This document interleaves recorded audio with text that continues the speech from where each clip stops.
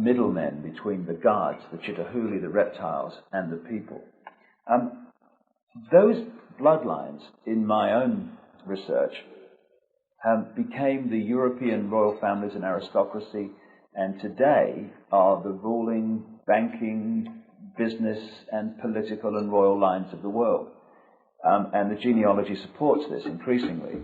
Is there a tradition also that the royal lines of Africa go back to the same source? Please, you don't have to believe me. Go to Rwanda and there talk to the people there.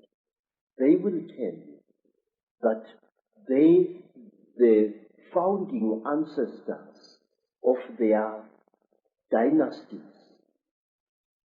were the first kings who came from the sky, and they were called Imanugela, the ascending ones. Say, many African tribes believe that when the gods came down from the sky, they found human beings very, very stupid. And the human beings could not come before the gods in order to be taught. So what the gods did, and this is a story that you also find amongst the Dogoni people in West Africa, because the human beings were afraid of approaching these reptile gods. The reptile gods cold-bloodedly slaughtered one of their number and shed out its flesh with a specially gathered crowd of human beings. And these human beings then became the ancestors of our first great kings. Now, sir, African kings jealously guarded their blood. If the royal lines of Africa claim descendants from the same source, basically, have those lines interbred as obsessively as the European aristocracy and royal family, and not bred outside of those lines? Yes, sir. Royalty had to marry royalty. That was one of the strictest laws in ancient times.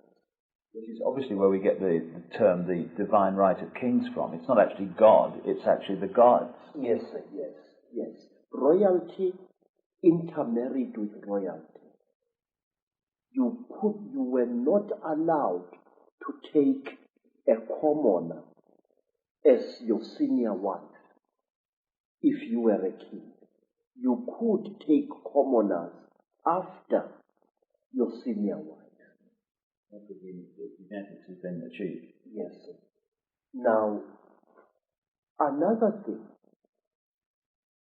it is like the Zangomas. Very, very strictly speaking, a Zangoma, who was sometimes viewed as a king or a queen, was not allowed to marry outside her caste or his caste.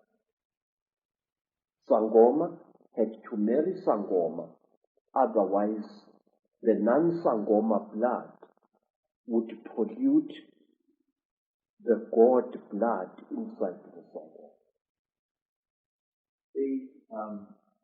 The lady that I've quoted in my books, Kathy O'Brien, who wrote her own book, Transformation of America, about being a mind-controlled slave of the American elite, she talks in there about seeing George Bush as president and vice president shapeshift into a reptile. And so many other people have told me this story of world leaders today changing into reptiles in front of their eyes and then changing back again. And Miguel de la Madrid, the president of Mexico at the time of George Bush, said to Kathy O'Brien, and she quotes in her book, that a reptilian extraterrestrial race interbred with the ancient Central American people because they needed to create bloodlines through which they could operate.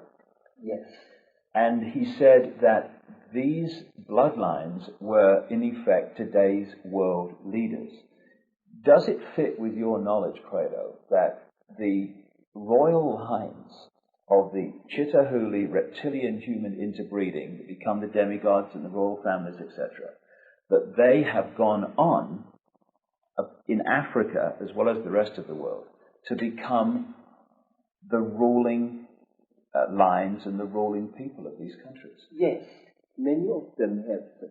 In fact, some of Africa's most terrible warmongers, men who have drenched large areas of Africa in unnecessary blood and suffering, are directly descended from some of our greatest emperors of 600, 500, or even 1,000 years ago. This is the American president. Say, I would like to tell you about a man called Jonas Savimbi. Jonas Savimbi is a descendant of some of the greatest Angola kings. In fact, the entire land called Angola was a breeding place of kingship in Africa. The word Ngola means a king, and Angola means land of many kings. I must say, the way that the evidence that I'm uncovering is going, and it's going there very fast, and it syncs so much with what you're saying, is that a race from the stars, a reptilian race, interbred with humanity, they created crossbreed bloodlines, which became the middlemen, the demigods, the royal kings and lines and ruling power in the ancient world, and through interbreeding has become the presidents, the ruling people in the top of the power structures of banking, of politics, of the military, of all areas of our lives, of business, all of it. Is that the way that you have seen it yourself? Yes, sir. You know, Mr. Icke, I wish for one moment I could contradict you. But for the last 40 years, I have observed an extremely disconcerting phenomenon in South Africa and in other parts of Africa as well. And this is the phenomenon. You find a rising black leader, a real leader amongst men, a ferocious activist for the rights of his people. This man starts something, whether it's a revolution or whatever, he starts it. And you look at his ancestry, because in Africa we look very closely at a man's ancestry. And you find that this man is nothing. Although he is doing such great deeds, he is actually a descendant of very peasant people. Ow. And you are worried. And all of a sudden, this black man will come to a sudden violent end, and a person who is totally new will take his place. And when you look at the ancestors of these people, this man, you find that he, or even she, is a person of very, very ancient African royalty. Now, let me show you. There was this war in Rhodesia, and many people got killed there. And there was a very fierce and dedicated general. His name was Tongogara. And Tongogara fought in Rhodesia. And just when victory was won, Tongogara was killed in a terrific explosion. Somebody put a bomb thing in his car and killed him very badly. But wait, Tongogara had been a descendant of a blacksmith. His surname, Tongo Gara, means powerful hammer. Now, who replaced Tongogara? A man called Robert Mugabe. Now you can't get more royal than that. Mugabe is descended from ancient Mashona kings, and what is more, he knows it. Always a leader is removed, and when the power really comes, a new leader descended from some faraway monarch or tribal chieftain 2 centuries or 3 centuries ago comes on the scene. Again and again there seems to be this particular force which elevates its descendants over ordinary human beings. I can give you hundreds of cases of this. Now, sir, talk about a tradition of shape-shifting. African kings, even now, and even ordinary tribal chieftains, especially in times of crisis, often spread the story through the land that they are able to change shape at will. There was a time when the South African government created the various Bantu homelands, and these homelands were ruled by those tribal chiefs who were agreeable to the apartheid system.